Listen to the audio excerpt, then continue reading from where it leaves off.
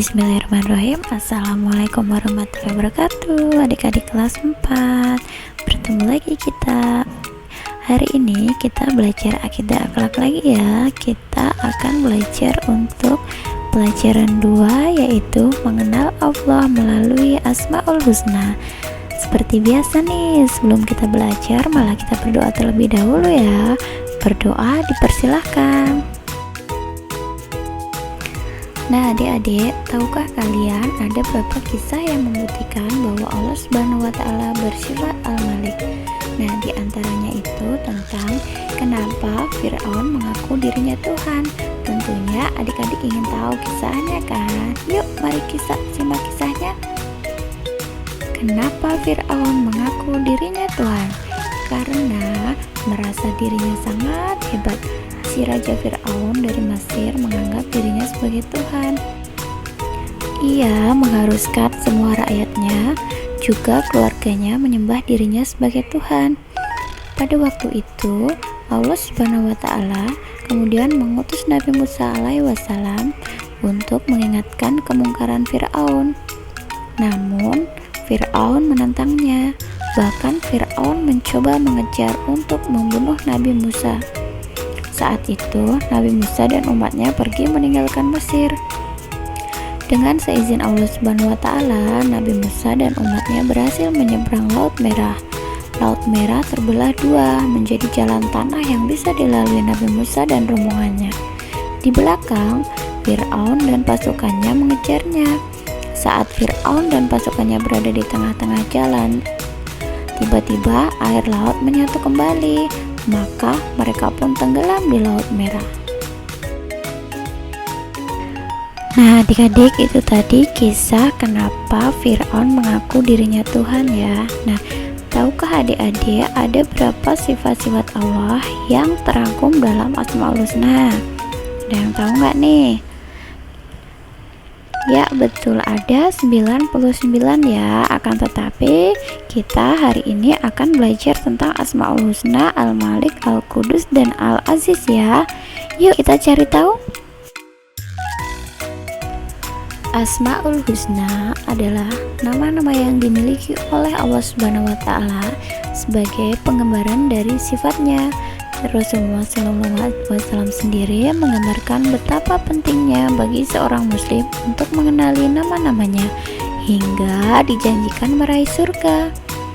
Oke, yang pertama mengenal sifat Allah Al-Malik.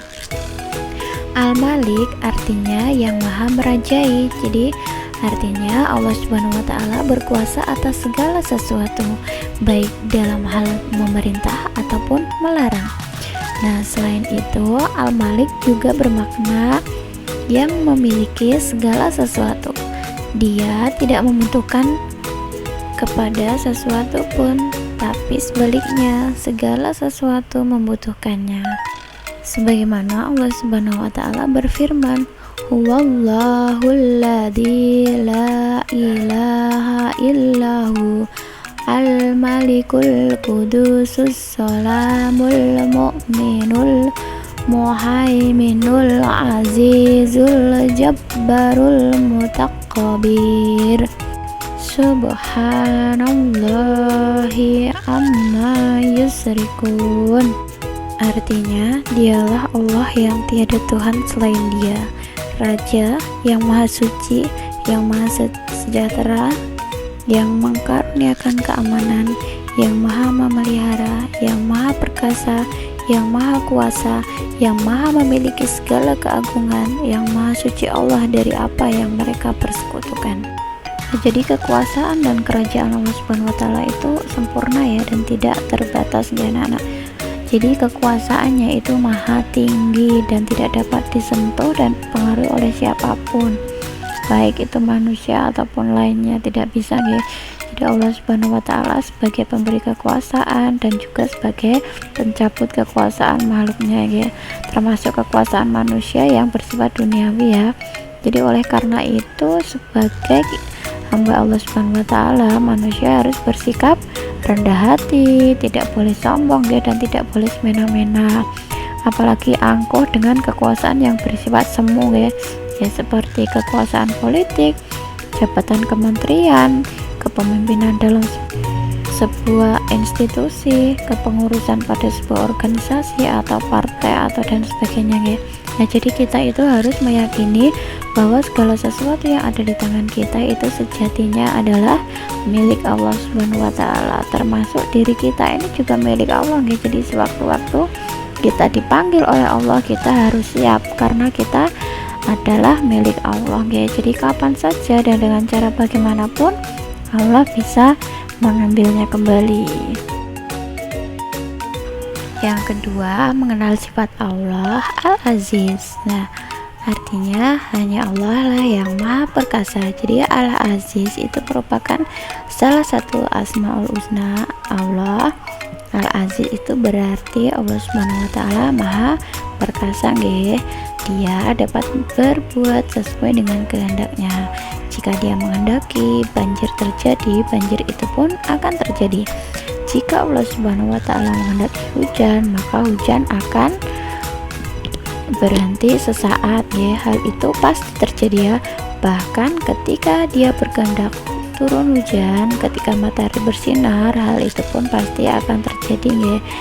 Ketika ingin membuat orang yang sehat menjadi sakit, itu pasti akan terjadi. Demikianlah kehendak Allah Subhanahu wa taala pasti terwujud ya.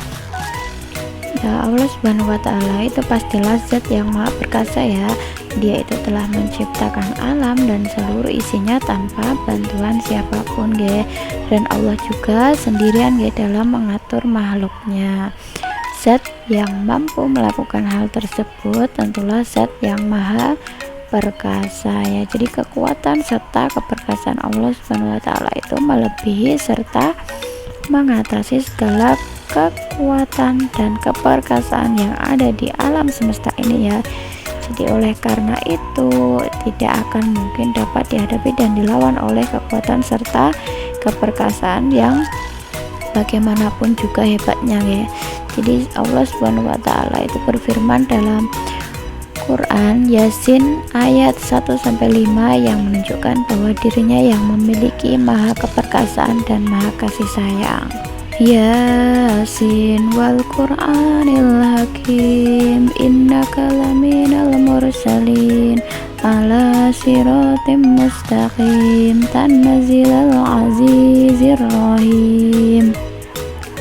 Wahai Yasin, demi Al-Quran yang penuh hikmah, sesungguhnya engkau sungguh adalah termasuk para rasul yang berada di atas jalan yang lurus, yang diturunkan oleh Allah yang maha perkasa dan bijaksana. Nah, Allah Subhanahu wa taala itu merupakan sumber dari segala kekuatan yang ada ya. Oleh karena itu, barang siapa yang mencari sumber kekuatan di luar Allah Subhanahu wa taala, maka bagaimanapun juga akan datang saatnya ia akan binasa ya. Jadi semua makhluk itu diakuinya ataupun tidak membutuhkan Allah Subhanahu wa taala.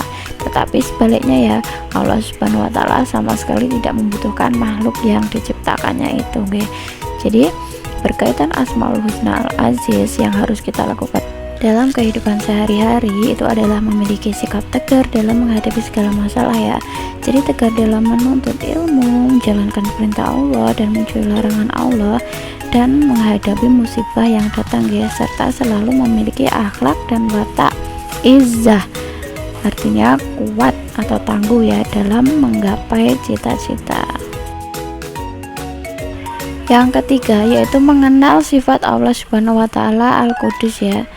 Jadi artinya yaitu Allah yang Maha Suci. Yang dimaksud Al-Qudus di sini itu adalah Dia bersih dari segala macam kekurangan dan aib serta kesalahan ya. Jadi artinya Allah Subhanahu wa taala itu amat jauh dari sifat-sifat jelek dan lebih pantas menyandang sifat-sifat baik dan mulia ya. Sebagaimana dalam Quran Al-Hasyr ayat 23. Nah, jadi setiap makhluk itu bisa merenung ya dari nama tersebut. Jadi dengan mensucikan dirinya dari syirik, bid'ah, kemunafikan dan maksiat, itu membersihkan diri dengan jalan bertaubat ya, dalam arti yang sedalam-dalamnya ya, bukan hanya tobat-tobatan saja. Jadi membersihkan niat, hasrat dan kemauan dengan memperbanyak serta meningkatkan amalan-amalan yang baik ya, yang mendapatkan ridho Allah Subhanahu wa taala dan senantiasa membersihkan hati dari penguasaan selain Allah Subhanahu wa taala. Jadi Al-Qudus itu berarti Maha Suci. Maka Allah Subhanahu wa taala itu menyukai kebersihan dan kesucian ya. Oleh karena itu, kita itu sebagai manusia hendaklah selalu dalam keadaan bersih. Misalnya apa? Misalnya kita diwajibkan berwudu sebelum sholat. Nah, untuk menghadap Allah Subhanahu wa taala itu tubuh harus bersih dari kotoran dan najis ya. Jadi mensucikan pikiran kita dari niat buruk, prasangka buruk, dan nafsu yang kotor. Karena niat yang buruk itu akan menghasilkan kejahatan, sedangkan nafsu yang kotor itu akan menghasilkan suatu kemaksiatan. Jadi kita itu harus menjadi muslim yang beriman dan bertakwa, yang selalu bertobat jika berbuat kesalahan agar diri kita itu disucikan dari dosa. Jadi selain itu kita itu juga harus senantiasa bertasbih hanya kepada Allah Subhanahu wa taala, berterima kasih dan selalu memuji Allah Subhanahu wa taala karena Allah lah yang telah mensucikan diri kita dari aib dan kekurangan. Jadi dapat diambil hikmah dari sifat Al-Qudus itu adalah apa Nana? Kita dapat menikmati apapun tanpa prasangka buruk karena Allah Subhanahu wa taala itu berdasarkan prasangka hambanya ya. Jadi yang terpenting, kejadian apapun yang menimpa itu harus mengubah kita menjadi lebih baik. Dan yang kedua, siap dengan ketidaksempurnaan diri. Dan yang terakhir itu siap dengan segala kekurangan orang lain. Nah, adik-adik, itu tadi pembahasan mengenai Asmaul Husna, Al-Malik, Al-Aziz, dan Al-Qudus ya. Semoga apa yang sudah kakak sampaikan bisa bermanfaat ya. Tetap semangat, jaga kondisi ya. Sekian, wassalamualaikum warahmatullahi wabarakatuh.